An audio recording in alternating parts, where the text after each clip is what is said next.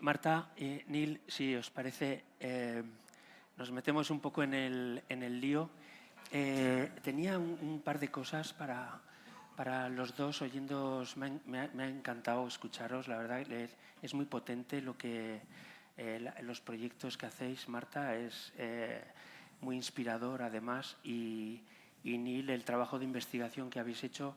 Y además me parece que tiene una parte muy interesante, ¿no? Nosotros, por supuesto, no podemos llegar a ese punto, pero sí que tiene que ver con lo que es el entrenamiento específico para conseguir un fin, ¿no? Nosotros, aunque sea con herramientas de terceros, que nosotros podamos de alguna manera, he visto que algunas de las propuestas que habíais hecho estaban basadas en GPT-3, o sea, que estamos hablando de ya es paleología casi, pero que es muy potente, o sea, no ver esto como algo que está ahí y que no terminamos de entenderlo, sino saber que tenemos la capacidad, ¿no?, de entrenarlo y tal. Y en base a esto quería dos cosas que me sugerían de cada uno de vosotros. Por un lado, este concepto del arquitecto y el artista, ¿no? A mí me estalla la cabeza con eso, tío. O sea, ni los diseñadores ni los arquitectos o sea, no dudo que no haya existido esa figura, ¿no? Pero yo creo, me cuesta reconocerla hoy en día al entender al artista como un espíritu libre, ¿no?, que actúa a su libre albedrío y que él tal, comparado con lo que nosotros hacemos. Tienes este plazo, tengo este presupuesto, hay que meterlo aquí. No sé, esa parte me gustaría que la desarrollaras. Y luego hay, claro, no con esta profundidad, pero me ha gustado mucho esta forma en la que capturabais la memoria, ¿no?, de cómo construíais como la posibilidad de crear como un reflejo de algo que es tan privado y que está tan oculto, ¿no? Muy interesante ese proceso. Allí en Bilbao tengo un amigo, Nico Vázquez, que era guitarrista de MCD, no voy a traducir pero bueno, era el rock radical vasco, y era grafista, y entonces ha hecho un trabajo interesantísimo que él lo ha convertido en un libro que se titula Make Grey Bilbao Again, ¿no? Entonces, sí, son imágenes como el destilado de Marta, ¿no?, que miraba. Son imágenes que no existen, que se entroncan perfectamente en ese gris de los años 80, ¿no?, y en el que tú, sabiendo que no es Bilbao, sabiendo que no es una imagen de verdad, te resulta tremendamente evocador, ¿no? Te produce ese sentimiento que buscabais en el uso de la IA, ¿no? Como también ahí, en un acto que no deja de ser un acto artístico, cómo a través del uso de esas herramientas consigues esa emoción, ¿no? Ese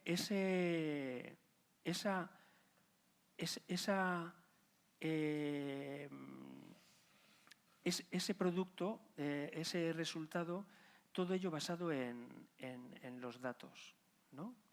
Entonces, vale, lo podemos entrenar, podemos manejar bases de datos propias, pero claro, hay una parte que es que cuando nosotros ponemos esos datos a disposición de la herramienta de base que utilizamos, ya hemos perdido el control de ellos, ¿no? Eso como, o sea, vuestro trabajo en la universidad haciendo todo ese concentrado, ¿no?, todo ese trabajo previo que vosotros hacéis, esa autoría, ¿no?, que resulta de ejecutar todo ese trabajo, o toda esta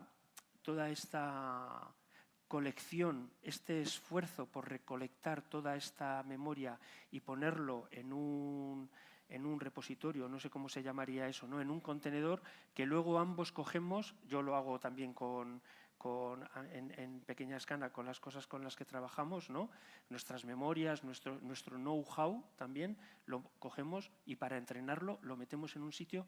¿Eso dónde va? ¿Qué pasa con ello? ¿Eso a vosotros os produce algún tipo de inquietud? Marta, porque tenéis una forma de capturar datos que ellos no van a tener nunca. Claro, también como, bueno, por ejemplo, en ChatGPT hay una opción donde tú puedes decir que ningún tipo de conversación que tú tengas con el chat se utilice para entrenar su modelo. Esto es algo que se puede hacer como usuario y que, por ejemplo, nosotros hacemos en el estudio. Esto es una opción que no hace mucho que está, pero ahora existe. De la misma manera que se hizo como viral esta pequeña cosa de tener que enviar un email a Meta para que no utilizara tus datos para entrenar sus inteligencias artificiales. ChatGPT ahora mismo también tiene esa opción. Nosotros realmente, obviamente nos preocupa, y precisamente porque nos preocupa tenemos que ser conscientes de cómo estos datos a nivel de memoria, que muchas veces son sensibles, se introducen en todos estos sistemas. Nosotros nunca ponemos datos personales, no ponemos el nombre y apellido y la persona a la que se vincula, porque muchas veces, sobre todo en el caso este que también había contado con toda la gente que son testimonios de tortura en Vía Laietana, en la comisaría de policía, sería súper sensible que de repente una empresa como es OpenAI, ¿no? De repente tuviera como todo este tipo de datos.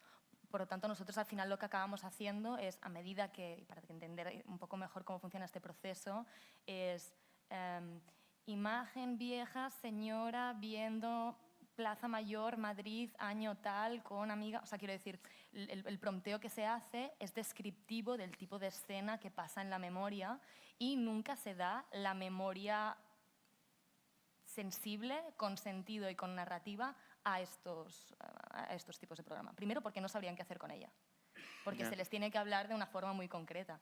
Y segundo, porque sí, tenemos que ser sensibles con la forma en que va llegando. Creo que en el caso de Neil probablemente esto ya sea información pública y entonces no es tan sensible.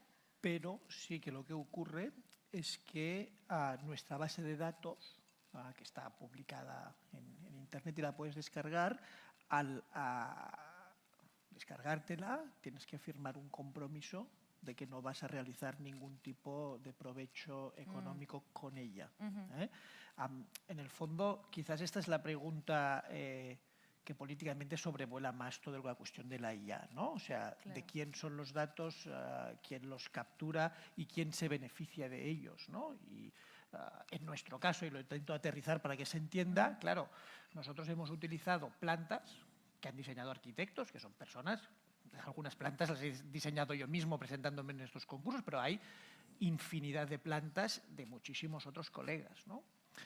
Si una empresa privada, como puede ser Autodesk o como puede ser cualquier empresa que se dedica al software de la arquitectura, utilizara estas plantas para entrenar un modelo y dar una respuesta que hiciera que sus productos, que son privados y los cuales tú pagas, fueran mejores y más caros, aquí se genera un problema de autoría, ¿no? Y aquí hay una cuestión que hay que estar atentos y es una cuestión súper complicada porque es una cuestión de derecho y de ver hasta qué punto una inteligencia artificial, una red neuronal aprende o copia, ¿no? Y ahí hay toda una filosofía del derecho muy complicada relacionada, pero es un problema político, yo creo, de primer nivel, ¿no? De quién y a quién pertenecen los datos, que de hecho, aunque para mí cobra como una especie de aparición diferente con la inteligencia artificial, ya venía de la anterior fase, ¿no? La que vosotros trabajabais con el tema de los datos, ¿no? Con la pura realidad de que hay muchos datos por el mundo que nos están, digamos, captando y con esto están haciendo negocio. Sí, sí. O sea, yo desde aquí, por ejemplo, y para añadir como una capa de complejidad y también un poco bajo señalar que utilizamos un poco tecnologías antiguas, muchas veces modelos anteriores de las tecnologías son mucho más privados y funcionan con unas limitaciones que a nosotros a nivel proyectual nos interesa. Por ejemplo, utilizar Llama, que funciona en local, en vez de utilizar modelos que estén conectados a Internet. El hecho de nosotros poder saber y localizar dónde situamos estas bases de datos y aquí poner como una especie de cortafuegos, también es una decisión que nosotros como estudio cómo podemos tomar. Y sin entrar como en el tema de la autoría, hay un punto que también me gustaría señalar, que es en el momento en que estos nuevos proyectos que utilizan inteligencia artificial bueno, no solamente hay problemas a nivel legal, problemas a nivel de copyright, problemas a nivel económico, sino problemas más a un nivel ético. Nosotros estamos muchas veces, por ejemplo, trabajando con personas pues, que están enfermas o que tienen un inicio de una demencia. Alguien le podría estar enseñando esto que podría parecer una fotografía y que se cambiara un testamento al último momento. Estaríamos hablando aquí que ontológicamente la imagen pasa a tener otra función o pasa a significar otra cosa para las personas que las utilizan. Por lo tanto, nosotros, por ejemplo, de forma consciente decidimos que todas nuestras imágenes van a estar borrosas. Utilizamos modelos anteriores de la tecnología que por políticas, en este caso como políticas de privacidad para que no se vea ningún tipo de cara, para no entrar en temas legales, DALL-E 2 hacía que todas las caras fueran borrosas. Y todo esto nosotros lo utilizamos como asset para hacer estos proyectos porque precisamente nos interesa no llegar aquí. Utilizar modelos de inteligencia artificial donde nosotros podemos controlar cuáles son las imágenes con las que están entrenadas. Utilizar modelos de inteligencia artificial que están abiertos, por lo tanto, el reentrenamiento nosotros podemos controlarlo al 100%. Y sobre todo, ver exactamente, o dentro de la mayor posibilidad, qué posibilidades tenemos nosotros para frenar el hecho de que cualquier otra persona pueda aprovecharse de estos datos y lucrarse económicamente, tal y como estábamos señalando. Entonces, como para señalar diferentes cosas que podemos hacer o diferentes decisiones que podemos tener como creativos, diseñadores, artistas, llamémonos como queramos, para poder ofrecer algún tipo de resistencia ante estas lógicas que parece que todo está conectado a Internet, todo pertenece a otra persona. Hay maneras para que eso no sea así. De algún modo, a mí lo que me lleva, o sea, obviamente la discusión del desarrollo que también comentabas en tu ponencia, ¿no? De la regulación sobre la inteligencia artificial es algo que vamos a ver a lo largo de los próximos años y me atrevo a decir décadas incluso, ¿no? Y esto no impedirá el desarrollo de la inteligencia artificial hasta cierto punto. Yo creo que lo que está diciendo Marta es sobre todo conectarlo con la idea de que se debe entender cómo funciona por dentro para utilizarlo no solo provechosa y productivamente de una forma verdaderamente útil, sino para entender también cómo utilizarlo con un punto de vista crítico, ¿no? Que esta es un poco la cuestión fundamental que me lleva un poco a las preguntas que hacía José Luis y a las ponencias que hemos hecho un poco, ¿no? Es decir, sin una aproximación que entienda cómo funciona la herramienta por dentro, cómo se crean los vías, ¿no? las desviaciones, los desenfoques, es muy difícil que nosotros, y ahora sí saltaría al lado creativo, ¿no? Y quizás alejándonos un poco más del ético, porque bueno, el público pues, está también dentro de esta dimensión, podamos operar y podamos utilizar estas herramientas con toda su potencia y toda su utilidad. Y al contrario, impidamos que nos fuercen hacia soluciones, por ejemplo, ¿no? O nos conduzcan a respuestas unívocas, como las que hablaba Marta al final de su exposición, ¿no? De su conferencia. Es decir, en vez de ver la inteligencia artificial como algo que te constriñe, que te controla, entenderlo como una herramienta que abre visiones y abre, y lo puedo concretar mucho, y abre posibilidades de distribución de un espacio, ¿no? No que te da una respuesta cerrada, ¿no? Y para hacer esto es necesario entender un poco cómo operar con ella, ¿no? De hecho, muchas veces, por ejemplo, en nuestro trabajo nos hemos dado cuenta que sin entender cómo funciona y casi como a un nivel muy micro, nosotros, para poder tener decisión plena sobre cómo utilizar estos modelos, hemos necesitado incluir programadores en nuestro equipo que nos ayuden a abrir cosas que pensábamos que estaban cerradas. Un ejemplo bastante reciente, en verano, DALL-E 2 dejó de existir como plataforma independiente y ahora está dentro de ChatGPT 4. Entonces hay DALL-E 3 dentro de ChatGPT 4. La tendencia es como que cada vez, ¿no?, los productos se vayan compactando, sean más complejos y puedan hacer más cosas. Pero a nosotros, por ejemplo, precisamente que nos interesaba utilizar DALL-E 2 por lo que os comentaba antes, hemos tenido que contratar una persona que pueda acceder a la API de DALL-E 2 y crear una interfaz para nosotros poder seguir teniendo acceso a este tipo de tecnologías, porque queremos poder decidir cuándo utilizamos la una y cuándo utilizamos la otra. Por tanto,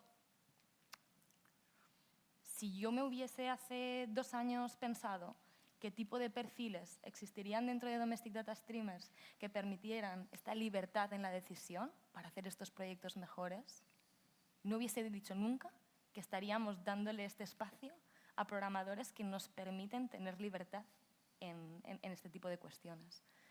Lo digo porque muchas veces se habla como de todo el tema del trabajo, que supongo que en algún momento entraremos aquí porque es otra cuestión encima de la mesa, pero para introducirla un poco.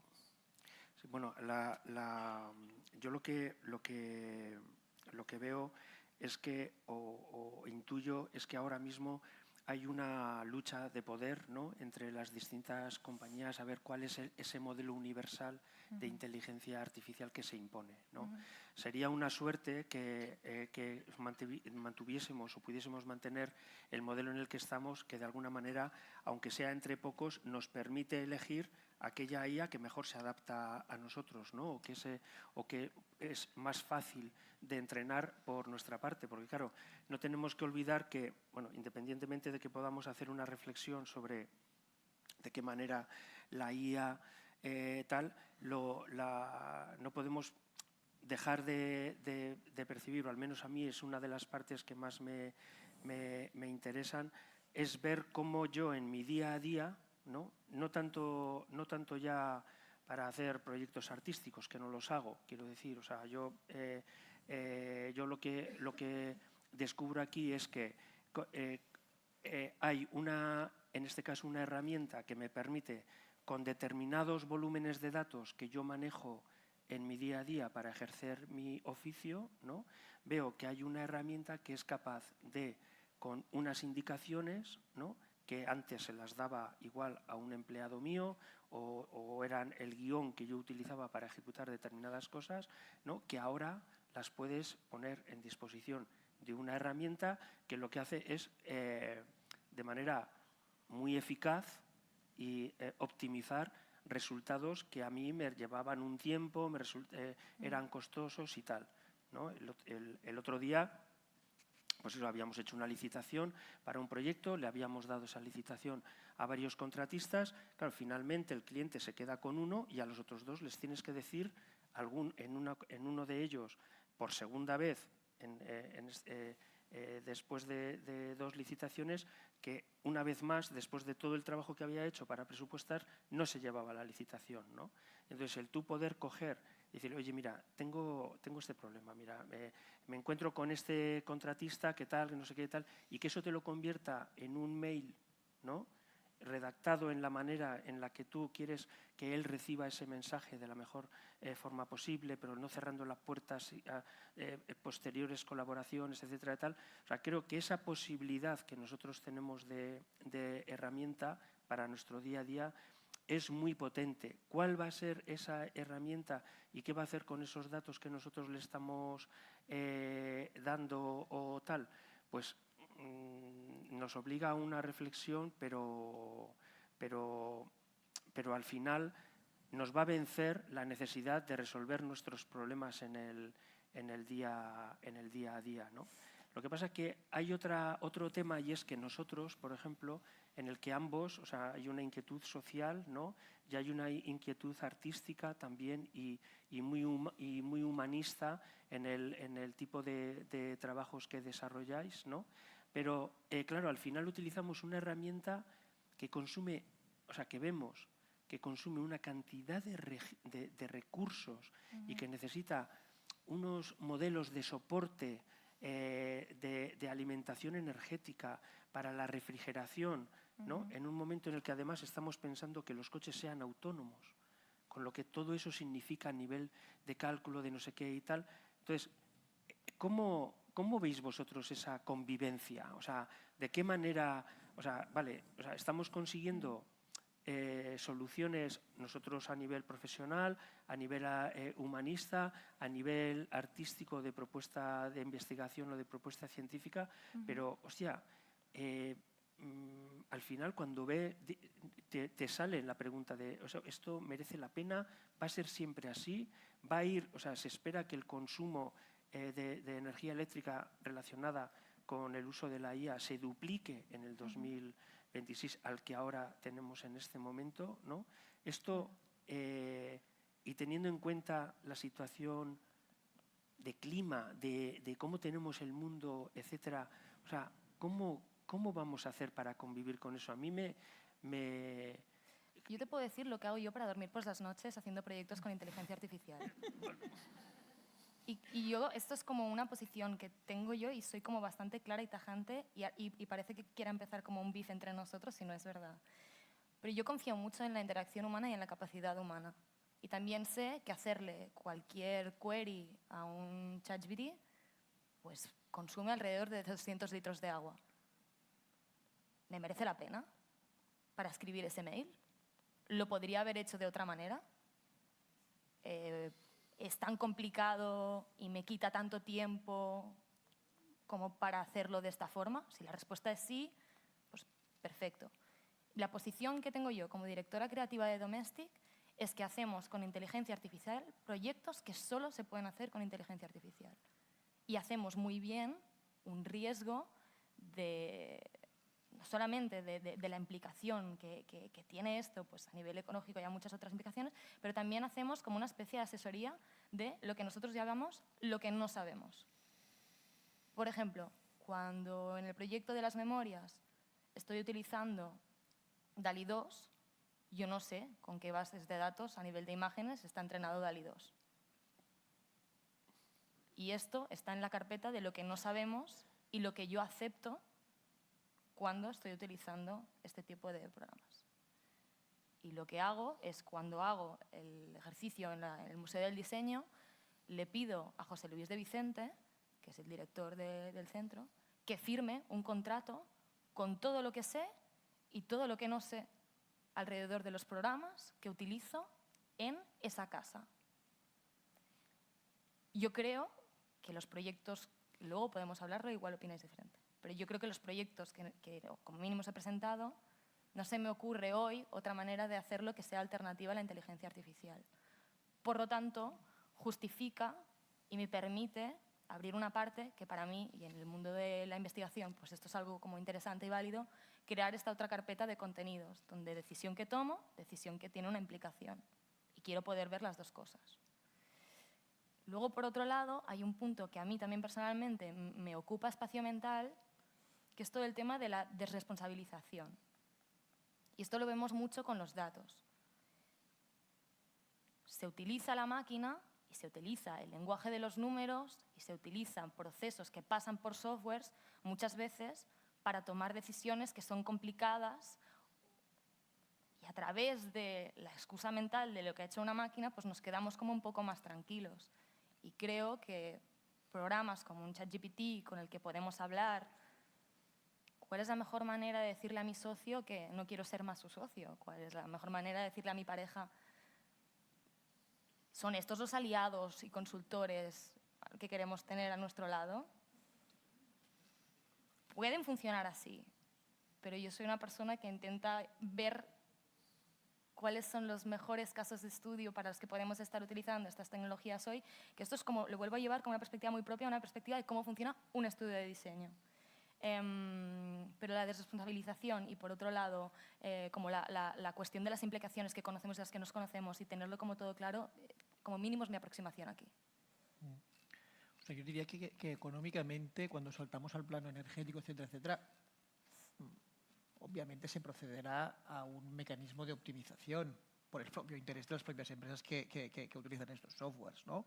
Eso también hay que ponerlo en la dimensión. Totalmente. Y al mismo tiempo, muchas de las respuestas, por ejemplo esta, pueden seguramente hacerse con un uso muy pequeño de la inteligencia artificial y se verá por la propia naturaleza del sistema capitalista económico cómo habrá algunos campos que se utilizarán la computación más clásica, más heurística que conocemos, y en otros que se utilizará la inteligencia artificial en función del coste económico, porque al final la energía se paga, o sea que obviamente es un factor que hay que ponerlo sobre la mesa. Yo, de todos modos, o sea, y por supuesto de acuerdo con tener esto en mente, o sea, lo que me interesa más es entender qué tipo de preguntas estamos haciendo, si es lógico o no hacer este tipo de preguntas a una inteligencia artificial o una red neuronal,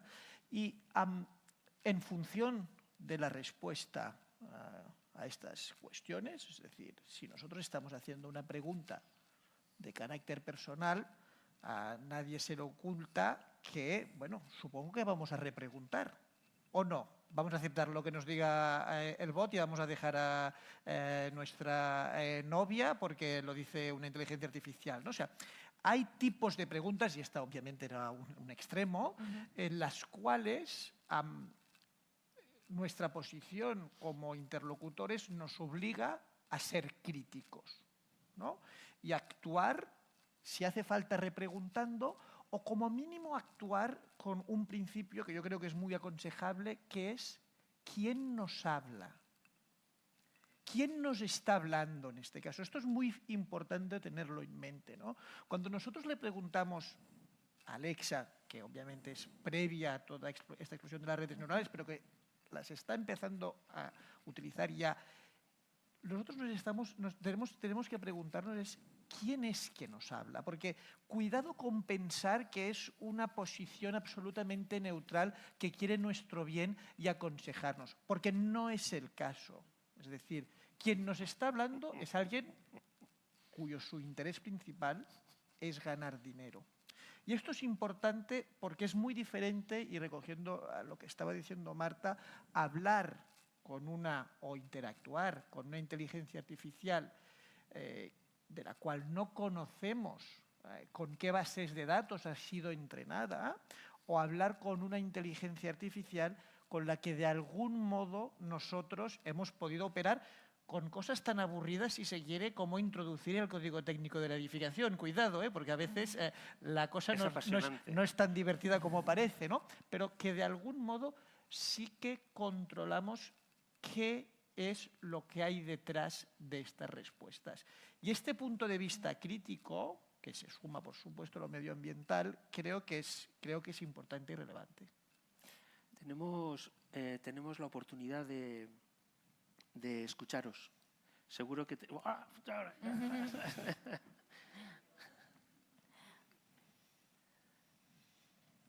Sí, no desaprovechéis la oportunidad. Vamos, cualquier cosa que se os pase por la cabeza, yo creo que es un buen momento para... Tenemos aquí buenas cabezas. Gracias. Bueno, de hecho, creo que mi pregunta, que ya venía cocinando hace un buen rato, tiene bastante que ver con lo que tú dices. Muchas personas que somos escépticas respecto a la inteligencia artificial, tenemos la duda de qué pasa con esta revolución tecnológica que va a una velocidad increíble cuando la normativa y la protección de nuestros derechos como usuarios y nuestros deberes también como usuarios no va a la velocidad que la tecnología. ¿Cuál es vuestro punto de vista? Porque desde luego es una cosa que está ocurriendo ahora mismo.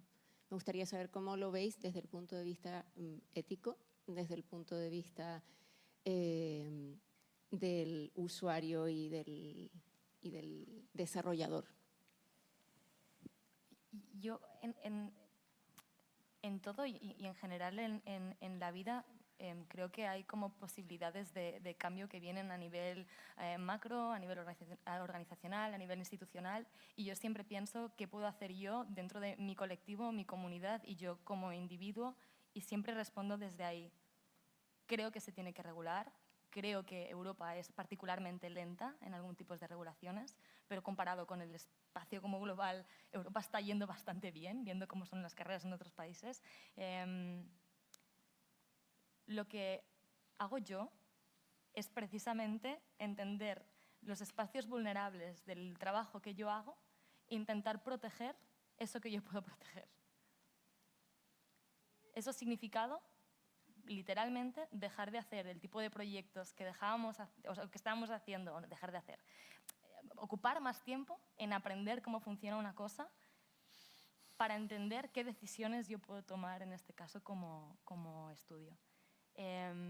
No estoy nada metida en temas de regulación, pero por ejemplo lo que nosotros estamos haciendo es ir al ayuntamiento y escribir con ellos sus políticas internas cuando trabajan con estudios de publicidad y cómo cambiar legalmente el modelo de concurso público para que cuando alguien les venga con una propuesta hecha con inteligencia artificial, que esto sea considerado diferente. Estamos abriendo una network con artistas, donde nos reunimos con ellos mensualmente para enseñarles cómo entrenar un sistema text-to-image, ¿no?, como sería DALL-E, con su obra, para que con esto puedan hacer modelos de renting para que esto suponga un revenue para ellos personalmente. Estamos creando un departamento de inteligencia artificial dentro de Domestic que va a abrir un máster para que el año que viene en el ISABA haya un máster de AI aplicada a las artes y al diseño. Entonces, hay muchas cosas que se pueden hacer. Nosotros estamos simplemente utilizando todas las herramientas que nosotros conocemos para ponerlas a la disposición de aquellas personas que hoy están en nuestra network. Siendo súper humilde, independientemente del gran trabajo que se tiene que hacer a nivel de regulación, me parece que la pregunta también interna de no dejar que otros hagan qué puedo hacer yo hoy, ahora y con lo que sé, es igual de válida, igual importante y crea también presión en el momento donde dos flujos de network se juntan. Por ejemplo, nosotros ahora trabajando con el ayuntamiento, ¿no? Sé que no he contestado para nada a lo que has preguntado, pero para nada. Lo siento. ¿Alguien más se anima? Alfred, no me digas que no nos vas a preguntar nada. Muy buena. Sí, tenía una pregunta. Bueno, pues le dejamos a Alfred y luego Daniela. Daniela, aprovecha que tienes el micro, va. Bueno, sí, yo creo que la preocupación de todos va más o menos por la misma línea. A mí me gustaría llevarla más al ámbito personal y las nuevas generaciones. ¿Por qué? Yo soy más o menos entusiasta de estos temas, no soy tan escéptica del tema, y creo que el balance llega es porque soy igual de escéptica con quienes van a regular eso. O sea, tengo igual de escepticismo con la inteligencia artificial que con los entes que pretenden regularla. Entonces, eso a mí me reduce a que hay que actuar en el ámbito personal. Y me preocupa de cara a las nuevas generaciones, viendo que esto requiere mucho pensamiento crítico, y el pensamiento crítico, últimamente el sistema educativo se ha encargado de minarlo bastante.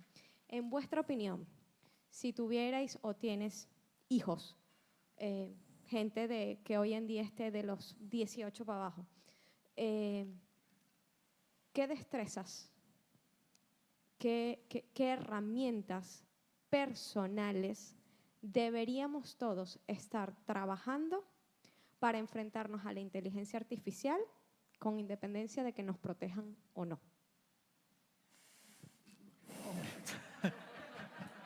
Bueno, yo creo que lo primero una cuenta en Instagram. Sí. Lo primero una cuenta en Instagram, claramente. Me temo que no te puedo dar una respuesta, pero lo que sí es que yo lo que reflexionaría, y lo podrías, si quieres llevar a la pedagogía infantil, es sobre la posición sobre las innovaciones que solemos tener.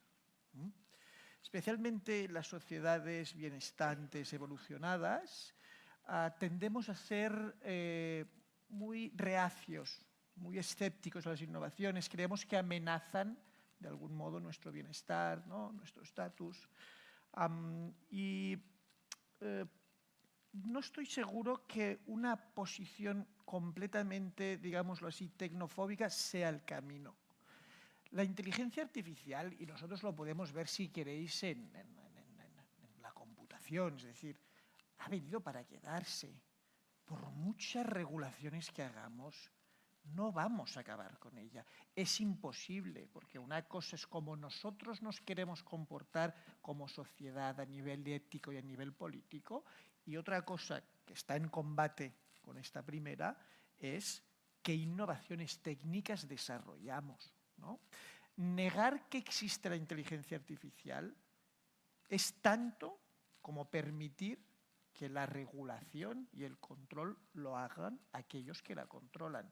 Por lo tanto, intentando responder a cómo educaría a mi hijo, no, cómo aproximaré esto pedagógicamente, yo diría que desde la curiosidad y desde la apertura de miras, ¿no? Y desde la apertura de miras. Es decir, si los jóvenes no se ponen a operar con esta herramienta, ojo, porque otros sí que lo harán. Porque la potencia la estamos viendo. Esto, si quieres, como negar en el siglo XIX, que lo negaron dentro del campo de la arquitectura, la realidad de la revolución industrial. Puedes estar en contra de la explotación, obviamente, de los obreros en la Inglaterra del siglo XIX. Claro que hay que estar en contra de esto.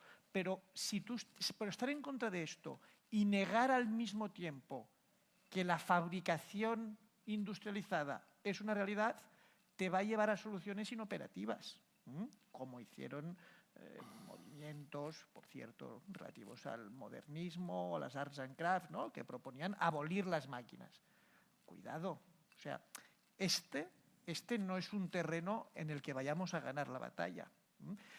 En otras palabras, lo que yo diría es que, sobre todo, hay que aprender a operar con ella de un modo crítico, básicamente, ¿no? Pero no ser excesivamente sí, bueno, hay gente que quizás ya se lo puede permitir, depende de la edad, ¿no? Pero como llevabas la pregunta a los jóvenes, no ser excesivamente prohibicionista, no ser excesivamente represor, de decir, no queremos esto, no queremos relacionarnos con esto. Esto, para mí, no es el camino, desde luego. Yo, al hilo de esto, bueno, primero la respuesta, Neil, chapó, pero además yo diría que esa respuesta nos vale a la gente que tenemos 63 años exactamente igual. O sea, quiero decir, porque para nosotros el conflicto es el mismo. O sea, no lo van a tener quienes...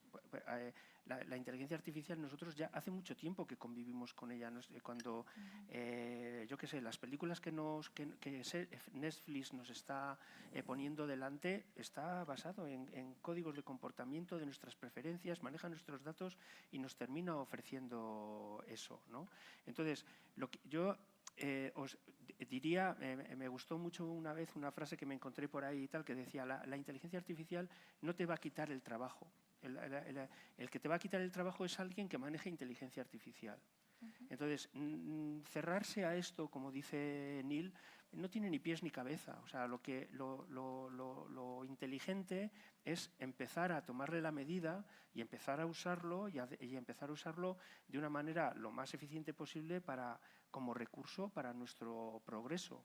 Y además, aquí prácticamente, o sea, todos nos dedicamos a lo mismo, o sea, y vendemos productos, no sé si similares, no sé si decirlo esto no es acertado, pero quiero decir que si tú no buscas un territorio de excelencia en lo que haces, vas a tener muchas más dificultades para poner tu producto en el mercado. Y está claro que la tecnología te apoya en esa excelencia. Lo hemos visto en el recorrido que apuntábamos y lo estamos viendo en el tipo de logros que se pueden conseguir. Como dice él, la frase esta de que ha venido para quedarse, es que no vamos a poder surfear la ola. O nos subimos o no estamos. Y alguien ocupará nuestro lugar. Yo sí puedo decir también una pequeña cosa, y haciendo referencia a estos tecnófobos que muchas veces, bueno, existe como este caso que se menciona mucho últimamente, que son los luditas, ¿no?, que fueron estas personas, ¿no?, en el siglo XIX, durante la Revolución Industrial, que literalmente quemaban máquinas y quemaban talleres y todo esto. Yo aquí hay un punto que siempre hago como un matiz, que es como a mí me gustaría reinterpretar la historia, que no es solamente por una fobia a la tecnología, que probablemente fuera también por esto, pero también es por una incapacidad de decidir cómo se utiliza esa tecnología en relación a su trabajo. Y para mí lo que es importante es pensar si nosotros tenemos el poder de decidir. ¿En qué momento tenemos el poder de decidir? Porque es muy diferente que mi jefe me obligue a utilizar la inteligencia artificial que yo por mí mismo pueda decidir en qué procesos como y en cómo esto va a afectar mi trabajo. Entonces, para mí hay como un tema de relación de poder y de la libertad en la cual nosotros decidimos utilizarla. Y plantear este tipo de preguntas me parece que tiene que ver con la curiosidad, vinculándolo también con un atributo que me parece súper importante tener. Y para acabar mi punto, hay una frase que dice la filósofa Marina Garcés, que es una persona que me parece muy importante y contemporánea para leer maneras alternativas de vivir el presente. Ella dice que nosotros no nos sentimos humanos cuando podemos darle respuesta a todo como lo podría tener o como podríamos pretender de una máquina, sino que nosotros nos sentimos humanos cuando podemos decir, me puedo ocupar de esto, esto es mi problema, y a partir de aquí yo actúo. Entonces, que me parece como importante esta idea como de poder de decisión, que esto viene con una capacidad enorme a nivel de privilegio, no todo el mundo puede decir qué relación tiene con estas tecnologías, pero asumiendo que la mayoría de personas en esta sala sí tener curiosidad para entender cómo funcionan y capacidad de plantear cuáles son nuestros siguientes pasos, me parece importante. Pues no sé, José Luis. Alfred. Ah, perdón. ¿Cómo funciona? ¿Hola? Ah, sí. Bueno, felicidades por la ponencia. ¿Funciona o no?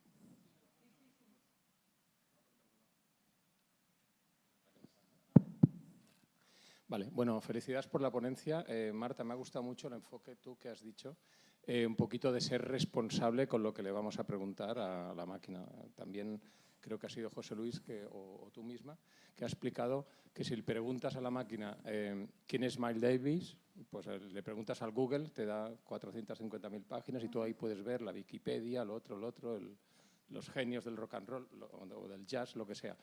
Tú te haces una idea y luego lo resumes. Si la inteligencia artificial solo te da un nombre, luego le has de preguntar más cosas, es decir, le preguntas bien, te dará un informe completo, un libro entero de Miles Davis. Lo que yo quiero decir es, para saber quién es Miles Davis, seguramente si gastamos 10 veces más de energía que si le preguntas de otra manera o te miras la enciclopedia que tienes en casa, quizá hay cosas que no debemos preguntarle nunca a esta inteligencia artificial porque estamos agravando el problema, pero a pasos agigantados, multiplicando por 10 y luego por 100 y luego por 1000 el problema. Y bueno, esto es una reflexión, ¿no? La pregunta que quería hacer yo es la siguiente. Todos tenemos una posición más escéptica o más optimista respecto a esto. Yo tengo 3 hermanos. 2 de ellos opinan sobre el tema. Uno, le gustan todos los gadgets. Tiene las últimas gafas que hacen no sé qué y graba un vídeo. Bueno, tiene todo. Este está con la inteligencia artificial que no caga, vaya. Y yo le decía, no, pero le preguntas y se equivoca y te dice no sé qué. Y discutíamos así un poco en broma en el WhatsApp. Y al cabo de 2 minutos me envía un informe de no sé cuántas, diciendo cómo montar una empresa de iluminación para facturar 1 millón de euros. Entonces, lo que tienes que hacer es esto. Eso mi hermano para demostrarme lo buena que es la inteligencia artificial. Y en cambio, mi hermana, la más joven, la más ecologista, dice, oye, que cada vez que usamos la inteligencia artificial y nos manda vídeos de todo el desastre de la energía que estamos, digamos, malgastando cuando hacemos tanto uso, ¿no? ¿A cuál hermano hago caso? Esa es la pregunta, ¿no? O sea, estamos como... O sea, hay que tener mucho cuidado. Mi respuesta tiene que ver con la complejidad de la realidad. Aquí creo que estamos hablando y estamos tocando un punto que no es nuevo y un poco, de hecho, el campo de la filosofía en que yo trabajo se habla de la idea de la heterogeneidad. Que esto significa que nada, y sobre todo ningún producto tecnológico o científico, existe aislado de todos otros problemas. Y esto precisamente es la complejidad, que sí te responde qué hacer para hacerte rico y a la vez contamina. Y no se puede entender ni como una cosa ni como la otra. Por lo tanto, está en la decisión poder navegarlo. Esto, por ejemplo, hay un filósofo que se llama Bruno Latour, que él lo que habla, pone el caso del amianto. Que el amianto, durante mucho tiempo, se entendió simplemente como un producto tecnológico y existía aislado de cualquier cosa. Luego entró en un mercado y se construían casas y esas casas estaban en contacto con personas y hubo una economía a partir del amianto y era maravilloso y era fantástico hasta que de repente dejó de serlo y ese amianto ya no estaba solo en casas, sino que estaba en suelos, en subsuelos, en estómagos de vacas y en estómagos de personas que se comían las vacas. El amianto nunca fue solo un problema tecnológico, siempre fue un problema económico, social, medioambiental. Y la decisión de entenderlo solo como un problema tecnológico, para mí, es un problema en sí mismo. Por lo tanto, tienes que escuchar las dos. Y las dos son verdad, y las dos coexisten, y también tenemos que acostumbrarnos a estar cómodos con problemas tan complejos como este. No simplifiquemos. Sigamos con el problema y insistimos en que las dos son verdad y que tenemos que dar respuesta a las dos con sus pros y sus cons. Esta es mi opinión. Ala. Qué vergüenza.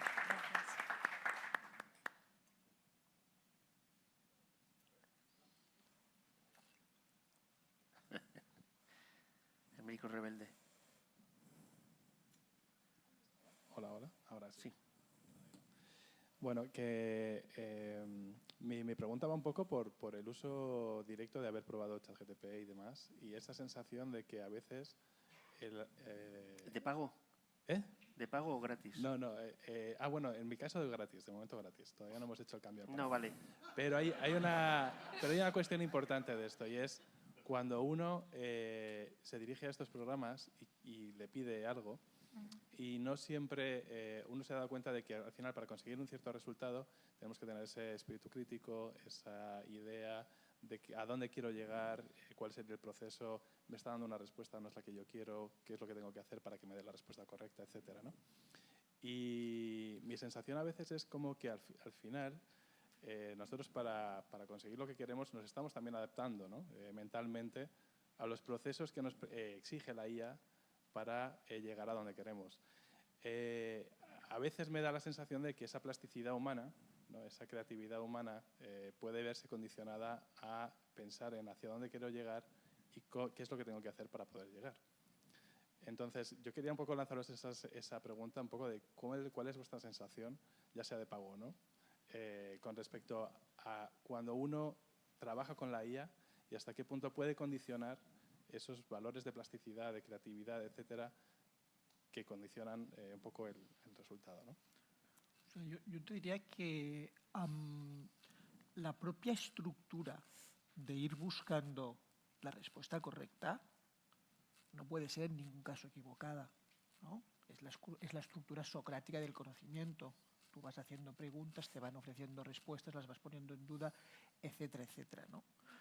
Lo que conlleva que, para mí, obviamente vamos a adaptarnos a la tecnología de la inteligencia artificial, insisto, como nos hemos adaptado a la tecnología de la computación. Lo que pasa es que aquí la pregunta es más abierta y asusta un poco más, ¿no? De nuevo, creo que la adaptación, ya sea formando bases de datos que nos construyan inteligencias artificiales más propias para lo que queramos hacer, ya sea modificando un poco nuestros procesos creativos, depende muchísimo de que conozcamos la herramienta. ¿Por qué? Porque si nosotros estamos con inteligencias artificiales cerradas, inteligencias artificiales de las que no conocemos su funcionamiento, naturalmente estamos perdiendo grados de creatividad, ¿no? Pero, en mi opinión, igual estoy equivocado y la industria va hacia otra dirección, y esto es una cosa que, por supuesto, no puedo remarcar, la evolución va a ser más abierta de lo que pensamos y va a proveer cierto control mayor de lo que pensamos, al menos en el campo del diseño. En otros campos no me atrevo a decirlo, porque me queda lejos y no conozco tanto el proceso creativo. Pero yo diría que va a haber, digamos, la introducción de pequeñas herramientas, como está ocurriendo ya en el Photoshop, por ejemplo, ¿no? Que solucionan pequeños problemas momentáneos. Y desde la introducción de estas pequeñas herramientas, que naturalmente van a cambiar nuestra forma de crear. Si no tuvieras el desenfoque gaussiano del Photoshop, no podrías pensar en hacer no sé qué tipo de imagen, digamos, ¿no? Y ya tú has amoldado, en vez de hacerlo como, ¿no? Como con el lápiz de color o como se hacían las perspectivas antes, tú te has amoldado a esto, ¿no?